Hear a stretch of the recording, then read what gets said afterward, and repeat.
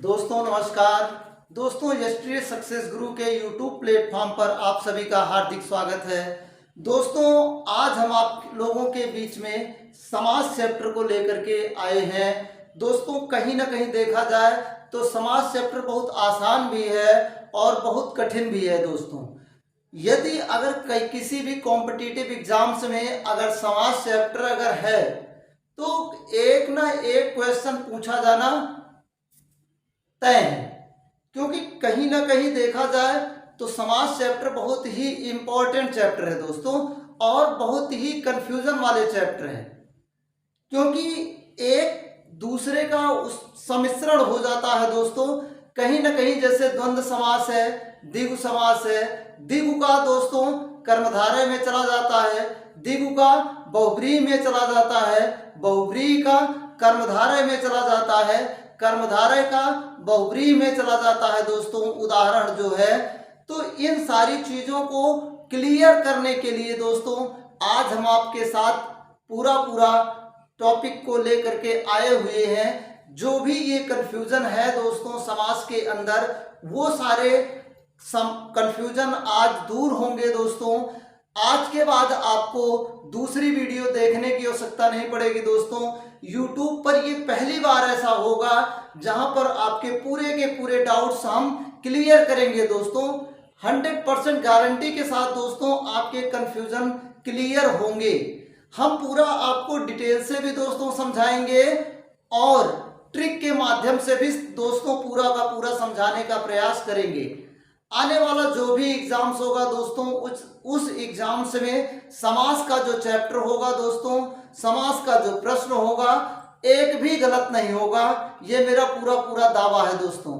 आइए हम अपने पॉइंट की ओर समास पर चलते हैं और समास का विधिवत ट्रिक पूर्वक अध्ययन करते हैं दोस्तों। यदि एक छोटी सी रिक्वेस्ट है दोस्तों, यदि आप हमारे चैनल पर नए हैं तो आप चैनल को सब्सक्राइब करें और बेल आइकन बटन को प्रेस करें, जिससे आने वाली हर एक वीडियो की नोटिफिकेशन आप तक पहुंचती रहे दोस्तों। तो आइए हम शुरू करते हैं अपना पॉइंट दोस्तों। समास समास दोस्तों इंग्लिश में कंपाउंड कहते हैं। समास को इंग्लिश में कंपाउंड कहते हैं दोस्तों। समास दो शब्दों से मिलकर बना हुआ है।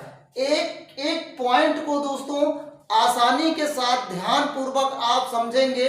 पूरा का पूरा पहले हम समास किसे कहते हैं, सामासिक पद किसे कहते हैं, समास विग्रह किसे कहते हैं, समास का वास्तविक अर्थ क्या होता है, समास किससे मिलकर के बना हुआ होता है, समास में कितने पद होते हैं, समास में कितने भेद होते हैं, इन सारे पॉइंट्स को, इन सारी चीजों को हम पढ़ने के बाद दोस्तों आगे चलेंगे उनकी परिभाषाओं पे जो है। लेकिन आइए शुरुआत में हम देखते हैं समास। समास के दोस्तों दो भेद होते हैं, सम और आस। दो शब्दों से मिलकर के बना हुआ है समास दोस्तों, दो शब्दों से मिलकर के बना हुआ है, सम और आस। अगर पूछा जाए दोस्तों समास कौन सी संधि है, तो समास हमारी दोस्तों व्यंजन संधि है। समास कौन सी संधि है दोस्तों, व्यंजन संधि है। अगर हमने आपको पिछली वीडियो में दोस्तों संधि को तोड़ने का, संधि विच्छेद करने का पूरा ट्रिक, पूरा मेथड पूरा हमने आपको समझाया था। अगर यहाँ पे दोस्तों हम तोड़ने की कोशिश करेंगे तो कैसे तोड़ेंगे, देखिए समा आ निकल रहा है बड़ा दोस्तों, आ क्या कर लीजिए आप अलग कर लीजिए। अब यहाँ पे माँ में क्या है, आ छिपा हुआ है बड़ा आ, इसीलिए हमने अलग कर लिया। अब माँ से अगर एक अलग आ अलग कर लिया, क्योंकि माँ दो शब्दों से मिलकर बना है, माँ और आ, तो अब ये माँ बचा हुआ है और आ हमने यहां निकाल लिया और बड़े आ की मात्रा लगी है जो हमने अलग कर लिया। अब यहाँ पे लास्ट में सा बचा है, सा उतार लीजिए। यहाँ पे दोस्तों इस माँ, ये जो माँ है इसके पहले जो है क्या बचा है, सा बचा है, तो यही हो गया सम और आस। समास दो शब्दों से मिलकर के बना हुआ है, सम और आस। सम का अर्थ होता है दोस्तों संक्षिप्त और आस का अर्थ होता है कथन या शब्द। सम का अर्थ होता है संक्षिप्त, आस का अर्थ होता है कथन या शब्द। अब हम देखेंगे समास का शाब्दिक अर्थ क्या होता है। तो दोस्तों समास का शाब्दिक अर्थ होता है संक्षिप्त कथन या शब्द, या जिसे कह सकते हो दोस्तों संक्षेपीकरण। आपको किताबों में मिलेगा दोस्तों किसी किसी में संक्षेपीकरण। शाब्दिक अर्थ जो है संक्षिप्त कथन या संक्षिप्त शब्द या संक्षेपीकरण है। अब अगर हम देखेंगे दोस्तों समास प्रक्रिया में शब्दों का क्या होता है, संक्षिप्तीकरण होता है। मतलब हम इसको विस्तार ना करके इसको संक्षेप में लिखने का प्रयास करते हैं। जैसे एक शब्द लिया गया है राजपुत्र। अब राजा का पुत्र, कहीं भी लिखा होगा राजा का पुत्र। अगर राजा का पुत्र लिखा है तो उसको हम जब संक्षेप में लिखेंगे तो क्या होगा, राजपुत्र। क्या होगा दोस्तों, राजपुत्र। अब हम लेकिन देखेंगे समास कहते किसे हैं दोस्तों। समास की परिभाषा देखेंगे, दो अथवा दो से अधिक शब्दों से मिलकर बने हुए नए सार्थक शब्द को क्या कहेंगे, समास कहेंगे। यहां पे एक चीज जरूर याद आपको ध्यान देना, शब्द क्या देखना है वो दोस्तों, शब्द।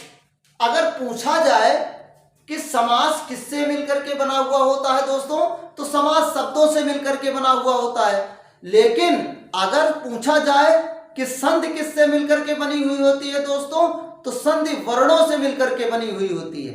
बहुत कंफ्यूजन होता है दोस्तों, कहीं कहीं पूछ लिया जाता है कि दो वर्णों के मेल को क्या कहते हैं, संधि कहते हैं या समास कहते हैं।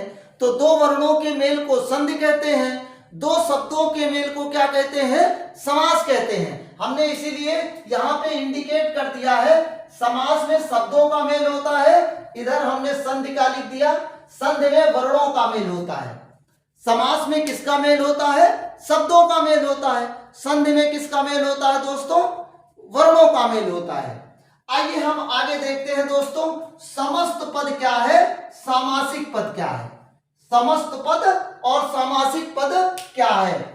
देखिए दोस्तों, समास के नियमों से बना शब्द, जो समास का नियम होता है उससे बना हुआ शब्द समस्त पद या सामासिक पद कहलाता है।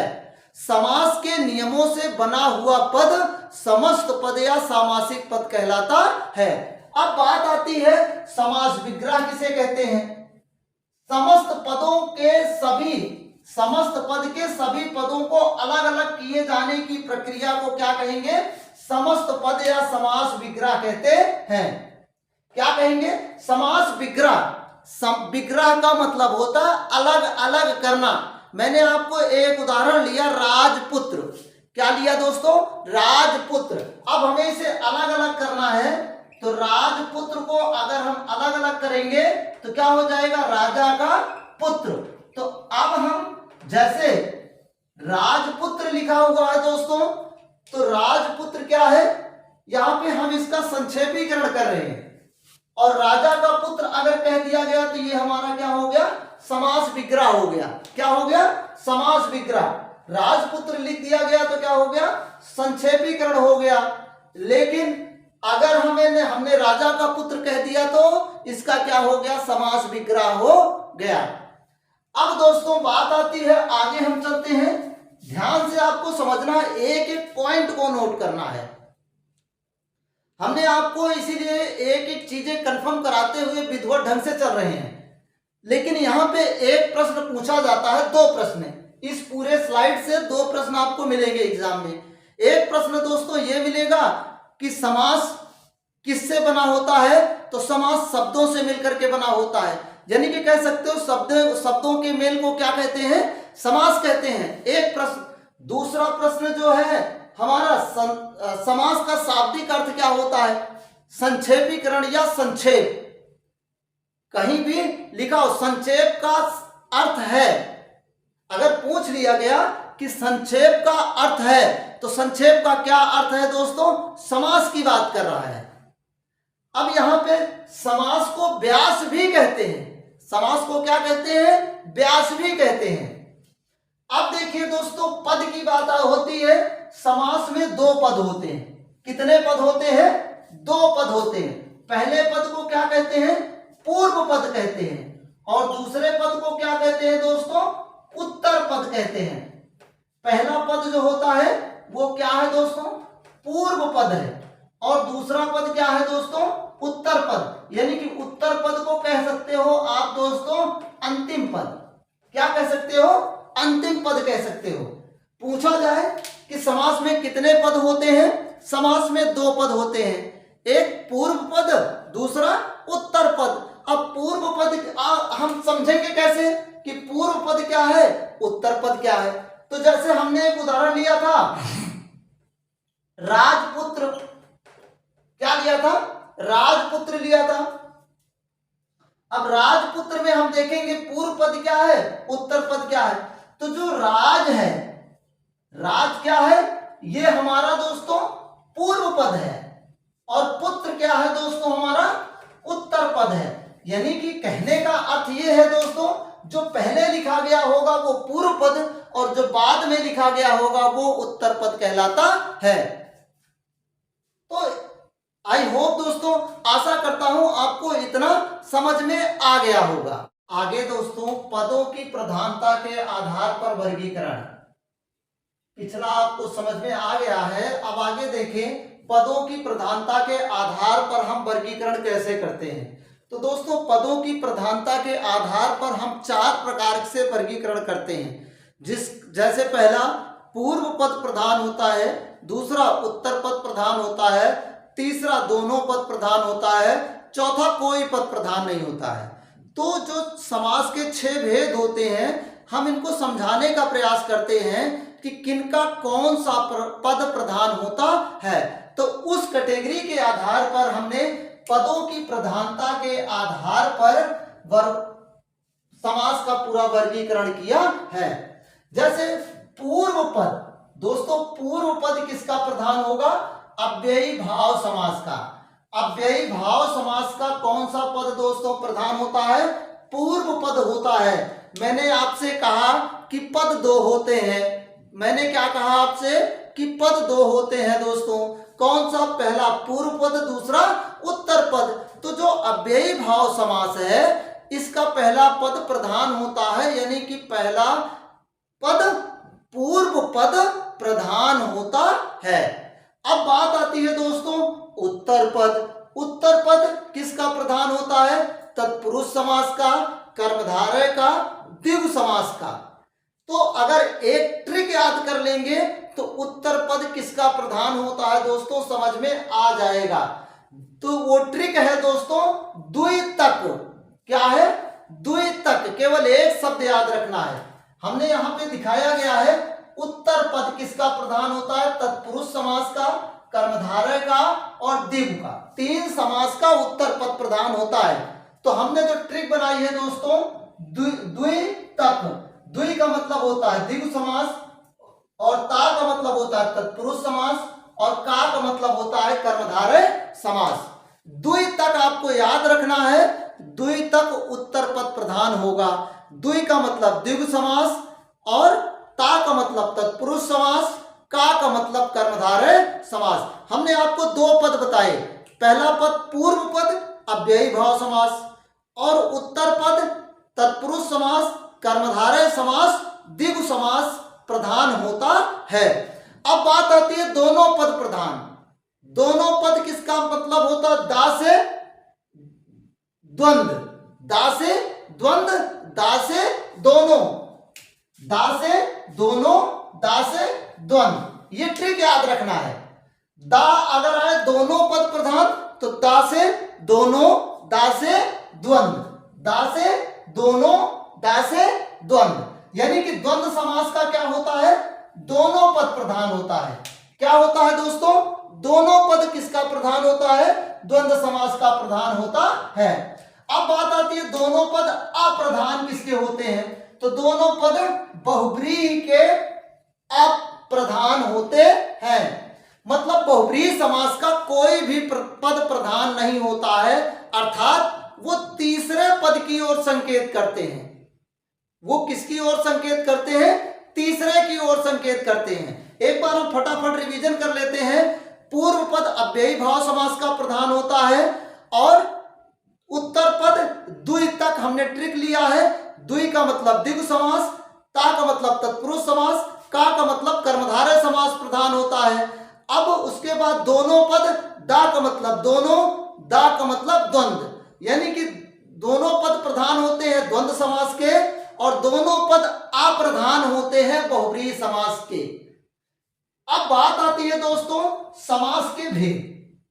अब हम भेद की बात करेंगे, समास के प्रकार की बात करेंगे, ट्रिक से। याद रखने की जरूरत नहीं है दोस्तों, मैंने आपको पहले ही बताया कि YouTube पर ऐसी वीडियो आपको पहली बार देखने को मिलेगी। हम इसके भेद की, इसके प्रकार की बात करेंगे। इस समास के दोस्तों 6 भेद होते हैं, 6 प्रकार होते हैं। पहला अव्ययी भाव समास, दूसरा बहुब्रीहि समास, तीसरा तत्पुरुष समास, चौथा कर्मधारय समास, पांचवा द्वंद्व समास और छठा आपका द्विगु समास। इसकी ट्रिक क्या है दोस्तों? आप उतावले हो रहे, मेरे को पता है, आप उतावले ना हो दोस्तों, हम आपको तुरंत ट्रिक बताएंगे। तो वो ट्रिक है दोस्तों, सभी का पहला वर्ड ले लेंगे। अव्ययी भाव समास का आ ले लेंगे, कहां से शुरू होता है? आ। बहुब्रीहि का बा, तत्पुरुष का ता, कर्मधारय का, द्वंद्व का दा, द्विगु का दा। अब जो ट्रिक बनेगी दोस्तों वो क्या है? आप तक दा, ये क्या हो गई दोस्तों? ट्रिक हो गई। आपको बस 3 ही अक्षर याद रखना, भेद याद हो गया। अब तक दादा क्या हो गया दोस्तों? अब तक दादा, आ से अव्ययी भाव समास, बा से बहुब्रीहि समास, ता से तत्पुरुष समास, का से कर्मधारय समास, दा से द्वंद्व समास और दा से द्विगु समास होता है। अब आशा करता हूं दोस्तों इतना इसके पीछे का पूरा समझ में आपको आ गया होगा। जितना मैंने आपको भेद समझाया, ये समास पदों के आधार पर समास का वर्गीकरण समझाया। अब दोस्तों हम आगे चलते हैं, एक एक की परिभाषा समझेंगे ट्रिक से और विस्तार पूर्वक। पहले अव्ययी भाव समास का, बहुब्रीहि का, तत्पुरुष का, कर्मधारय का, द्वंद्व का और द्विगु समास का ट्रिक। इसको जरूर दोस्तों याद रख लें, इस ट्रिक को आप जरूर नोट कर लें। अब तक दादा, अब तक दादा, अब तक दादा 2-4 बार पढ़ेंगे, अपने आप याद हो जाएगा स्वतः, परेशान होने की जरूरत ही नहीं है। तो आइए दोस्तों हम आगे चलते हैं अव्ययी भाव समास पर। दोस्तों अव्ययी भाव समास हमारा ये कहता है कि जिस समास का पहला पद, कौन सा पद? जिस समास का पहला पद यानी कि पूर्व पद अव्यय हो तथा प्रधान हो। देखो दोस्तों 2 बात होती है, एक होता प्रधान पद, दूसरा होता है गौड़ पद। 2 पद होते हैं, एक पूर्व पद और दूसरा उत्तर पद। तो पूर्व पद प्रधान पद होता है, उत्तर पद गौड़ पद भी कह सकते हो, यानी कि उत्तर पद हमारा अप्रधान होता, ऐसा समझिए। पूर्व पद हमारा जो पूर्व पद है, यानी कि कहने का मतलब जो प्रमुख पद है वो हमारा प्रधान होता है, जो गौड़ पद होता है वो हमारा क्या होता है? अप्रधान होता है। तो कहा जा रहा है कि जिस समास का पहला पद, जिस समास का पहला पद प्रधान हो और उसके साथ अव्यय हो। अव्यय का मतलब होता है दोस्तों जो व्यय ना किया जा सके, जिसे तोड़ा ना जा सके, वही क्या कहलाता है? अव्यय कहलाता है। तो वही अव्ययी भाव समास कहलाएगा। लेकिन कैसे दोस्तों? अव्ययी भाव मैंने आपको पहले ही बता दिया कि जो अव्ययी भाव समास है उसका पूर्व पद पहला पद प्रधान होगा। तो लेकिन इसकी जो पहचानने की ट्रिक है दोस्तों, इसका पहला पद उपसर्ग होगा या अव्यय होगा। पहला पद क्या होगा? उपसर्ग होगा। याद रखिए दोस्तों, अव्ययी भाव समास का पहला पद उपसर्ग होगा, यानी कि जो पूर्व पद होगा वो क्या होगा? उपसर्ग होगा। आइए कैसे याद रखना है एक ही चीज, जैसे प्रतिदिन, प्रति क्या है हमारा? उपसर्ग है। आजन्म में आ उपसर्ग है। यथासंभव में यथा उपसर्ग है। भरपेट में भर उपसर्ग है, अनुरूप में अनु उपसर्ग है, हाथों हाथ एक प्रकार का ये शब्द मिलता है दोस्तों। अगर दिया गया है हाथों हाथ में कौन सा समास है तो इसको योजक चिन्ह देख करके आप मत लगाइएगा कि द्वंद्व समास हो गया, नहीं। हाथों हाथ एक प्रकार का शब्द मिले तो वो अव्ययी भाव समास है। जैसे हाथों हाथ, बातों बात, लातों लात, दांतों दांत, ये सारी चीज है। कौन कौन से? बातों बात, हाथों हाथ, दांतों दांत, लातों लात, ये सारी चीजें आप कह सकते हो कौन सा समास है? अव्ययी भाव समास। यानी कि जो एक प्रकार का शब्द मिले वो क्या कहलाएगा? अव्ययी भाव समास कहलाता है। दोस्तों अव्ययी भाव समास का पहला पद पूर्व पद प्रधान या अव्यय होता है। इसकी जो ट्रिक है वो हमारा उपसर्ग है। पहला पद क्या होगा? उपसर्ग। जैसे प्रतिदिन में प्रति, आजन्म में आ, यथा संभव में यथा, भरपेट में भर, अनुरूप में अनु, और हाथों हाथ में भी क्या सा समास है? अव्ययी भाव समास है। या कह सकते हैं जैसे प्रति, यथा, अनु, हर, आ आदि शब्द अगर आते हैं पहले तो वो क्या होगा? हमारा अव्ययी भाव समास होता है। अब दूसरे समास की बात आती है तो दूसरा समास हम पहले लेंगे दोस्तों, कर्मधारय की बात कहेंगे। अब कर्मधारय समास में कौन कौन सा पद प्रधान होता है मैंने आपको बता दिया है। आप लोग कमेंट बॉक्स में जल्दी जल्दी बताएं कि कर्मधारय समास में कौन सा पद प्रधान होता है। तो कर्मधारय समास में दोस्तों उत्तर पद प्रधान होता है। ट्रिक आपको याद होनी चाहिए। द्वि तक, द्वि माने द्विगु समास, ता माने तत्पुरुष समास, का माने कर्मधारय समास का उत्तर पद प्रधान होता है। तो कर्मधारय की बात लेते हैं तो जिस समास का उत्तर पद प्रधान हो तथा पूर्व पद उत्तर पद में उपमान, उपमेय, विशेषण, विशेष का संबंध हो।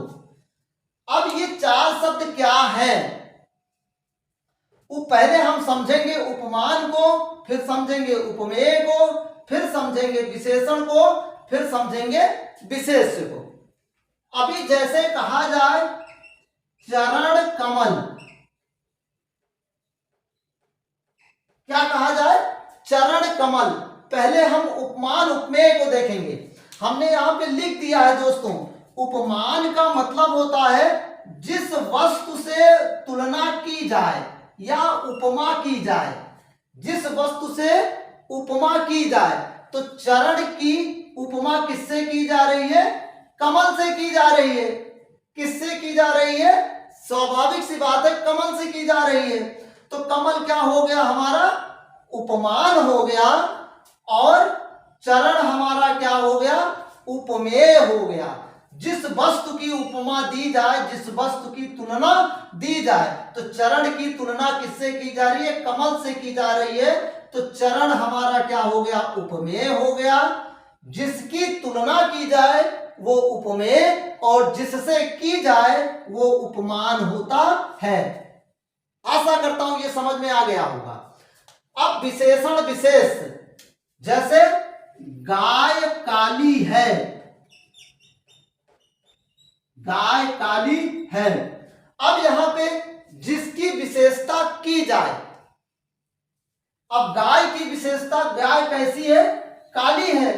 तो गाय की विशेषता बताई जा रही कि गाय काली है, तो गाय हमारा विशेष हो गया, और जो बताया जा रहा है वो क्या हो गया? विशेषण हो गया। समझिएगा, जो विशेषता बताई जाए वो विशेषण है, और जिसकी बताई जाए वो क्या है? विशेष है। अब यहां पर अगर समझना चाहेंगे तो चरण की विशेषता कमल से की जा रही है, तो चरण हमारा क्या हो गया? विशेष हो गया, और कमल से की जा रही है तो कमल हमारा क्या हो गया? विशेषण हो गया। चरण कैसा है? कमल के समान है। ठीक है दोस्तों। अब हम लेकिन यहां पर देखते हैं इसकी ट्रिक। इसकी ट्रिक क्या है?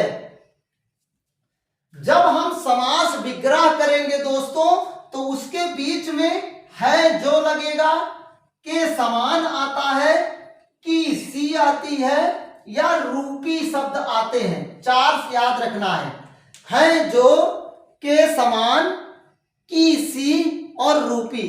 यदि हम समास विग्रह करते हैं, ये शब्द दिखाई देते हैं, तो हमारा कर्मधारय समास होगा।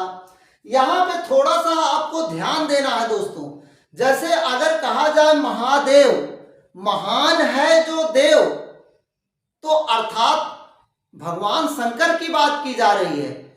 तो यदि अगर ऐसा कहीं प्रश्न पूछा जाता है तो वहां पे आप बहुब्रीहि समास लगाइएगा, दोनों का वजन तौलिएगा, तो दोस्तों बहुब्रीहि समास पे ही आपको लगाना है।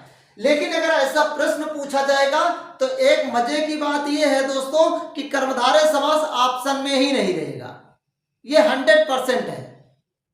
कर्मधारय समास ऑप्शन में ही नहीं रहेगा। अगर कर्मधारय और बहुब्रीहि दोनों रहता है तो क्वेश्चन गलत, आपको 1 नंबर फ्री का मिलेगा, ये 100% गारंटी है। तो अब हम देखेंगे लेकिन समास विग्रह करके। चरण कमल का अगर समास विग्रह देखिए तो कमल के समान चरण, क्या आया, के समान आया, तो हमारा क्या हो गया, कर्मधारय हो गया। महादेव लिखा है, महान है जो देव, है जो आया, तो क्या हो गया हमारा, कर्मधारय हो गया। कनक लता, कनक की सी लता, की सी आ गई, इसलिए हमारा क्या हो गया, कर्मधारय हो गया। देह लता, तो देह रूपी लता, रूपी शब्द आ गया, इसलिए हमारा क्या हो गया, कर्मधारय समास हो गया। हमने कहा समास विग्रह करने पर है जो, के समान, की सी और रूपी, ये 4 शब्द अगर विग्रह करने पर आ जाते हैं तो वो कर्मधारय होगा। अब कमल नयन, कमल के समान नयन अर्थात कर्मधारय। परमानंद, परम है जो आनंद, अर्थात हमारा क्या हो गया, कर्मधारय समास हो गया।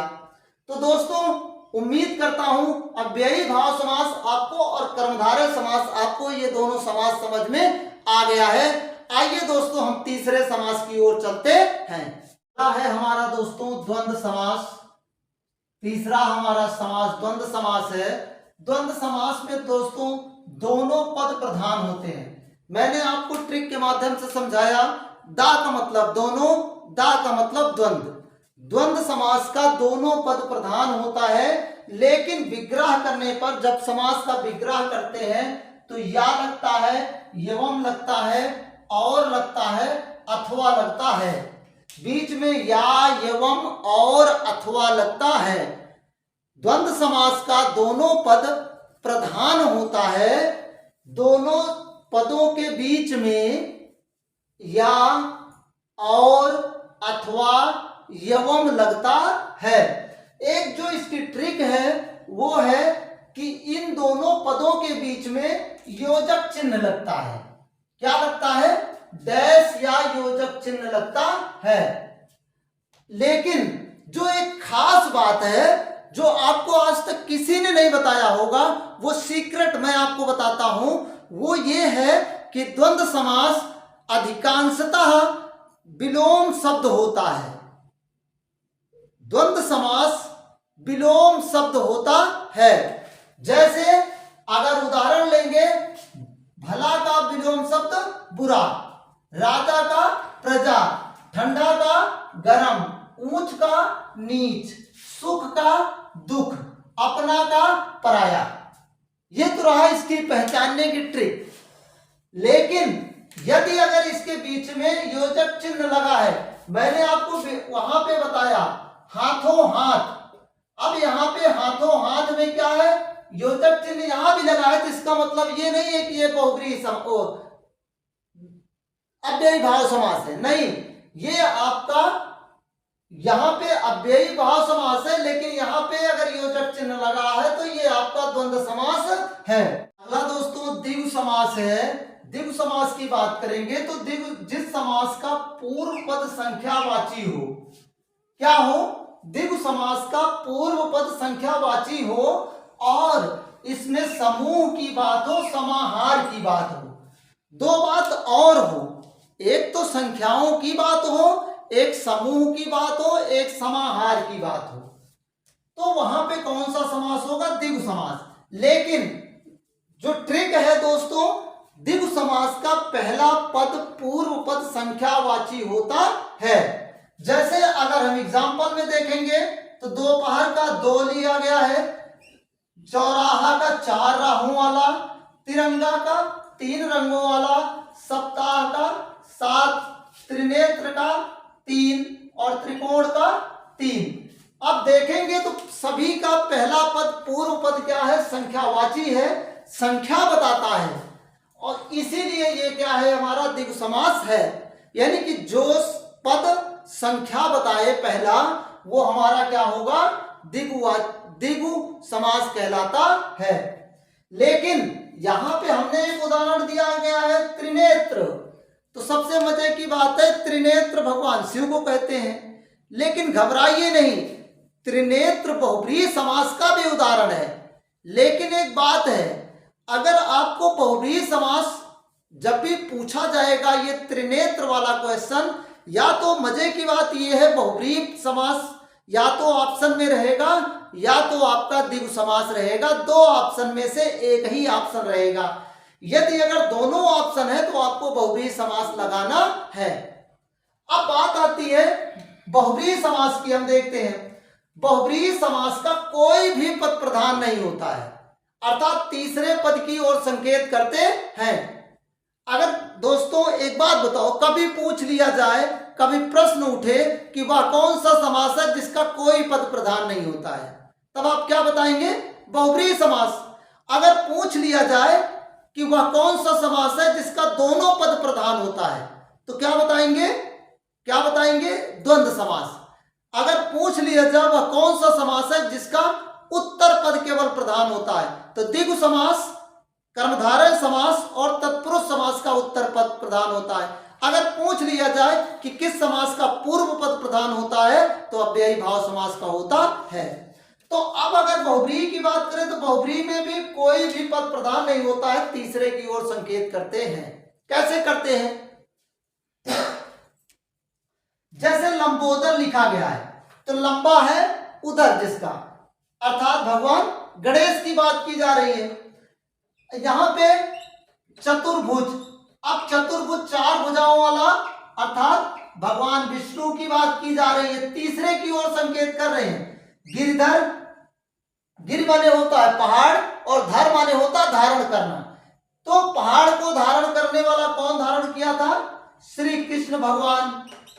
अब बात आती है आगे, त्रिलोचन तीन नेत्रों वाले अर्थात भगवान शिव की बात की जा रही है। महावीर अर्थात हनुमान की बात की जा रही है। दशानन, दस है आनंद जिसके अर्थात रावण, यहाँ पे रावण की बात की जा रही है।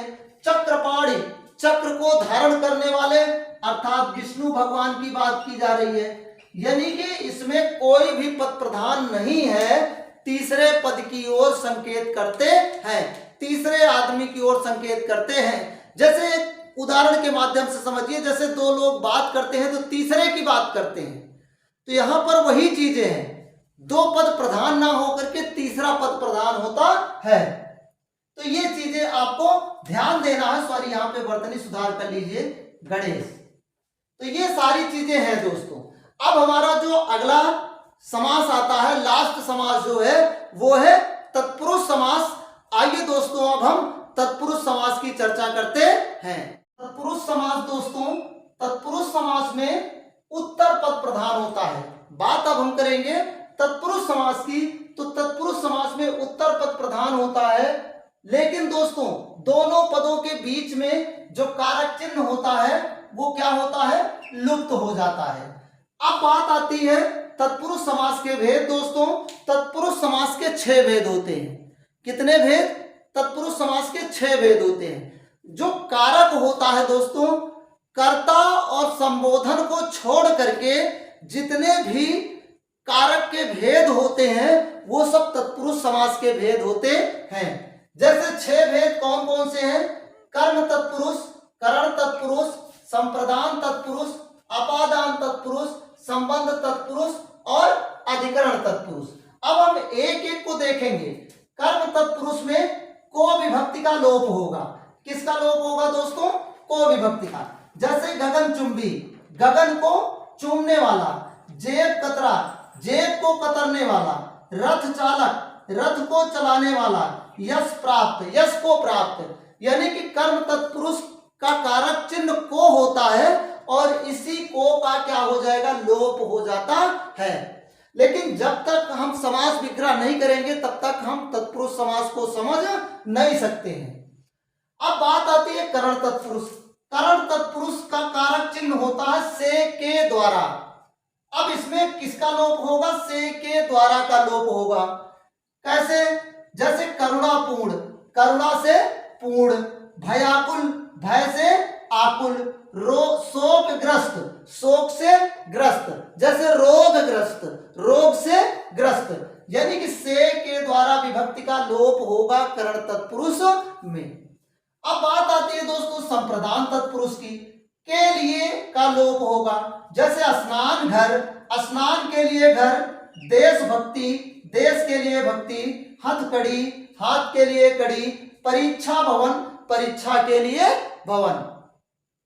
संप्रदान में के लिए विभक्ति का लोप होता है। अब बात आती है अपादान की। अपादान में से विभक्ति लगता है लेकिन अलग होने का भाव होता है। क्यों होता है, क्योंकि करण में भी से होता है। तो अपादान में जहां पर भी अलग होने का भाव आएगा वहां पर आप क्या होगा, अपादान तत्पुरुष होगा। जैसे धनहीन, धन से हीन, जलहीन, जल से हीन, पथभ्रष्ट, पथ से भ्रष्ट, ऋण मुक्त, ऋण से मुक्त। तो यानी कि कहने का अर्थ यह है कि अपादान में अलग होने का भाव होता है। अब बात आती है संबंध तत्पुरुष में। संबंध तत्पुरुष का के की कारक चिन्ह का लोप होता है। जैसे राजपुत्र, राजा का पुत्र, राजकुमार, राजा का कुमार, देश रक्षा, देश की रक्षा, विद्यासागर, विद्या का सागर। यानी कि का के की विभक्ति का लोप होगा संबंध तत्पुरुष में। अधिकरण तत्पुरुष में और पर का लोप होगा। जैसे आप बीती, आप पर बीती, आनंद मग्न, आनंद में मग्न, गृह प्रवेश, गृह में प्रवेश, लोकप्रिय, लोक में प्रिय। यानी कि में और पे, में और पर कारक चिन्ह का लोप होगा। लेकिन दोस्तों आपको तत्पुरुष तब तक समझ में नहीं आएगा जब तक आपको कारक नहीं आएगा। तो आपसे एक छोटी सी रिक्वेस्ट है कि आप हमारी पुरानी वाली वीडियो कारक पर जा करके पहले कारक को अच्छे से समझ लें, तब आप तत्पुरुष समास को समझें। एकदम पूरा का पूरा आपको समझ में आ जाएगा।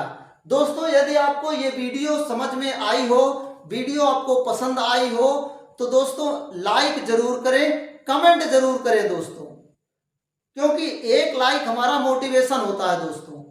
तो यदि आपको वीडियो समझ में आ रही है तो चैनल को लाइक करें, सब्सक्राइब करें और बेल आइकन बटन को प्रेस करें दोस्तों, और अपने दोस्तों में भी जरूर शेयर करें जिससे उनका भी भला हो जाए। आपका तो दोस्तों भला हो ही रहा है, लेकिन अगले का भी भला सोचिए दोस्तों।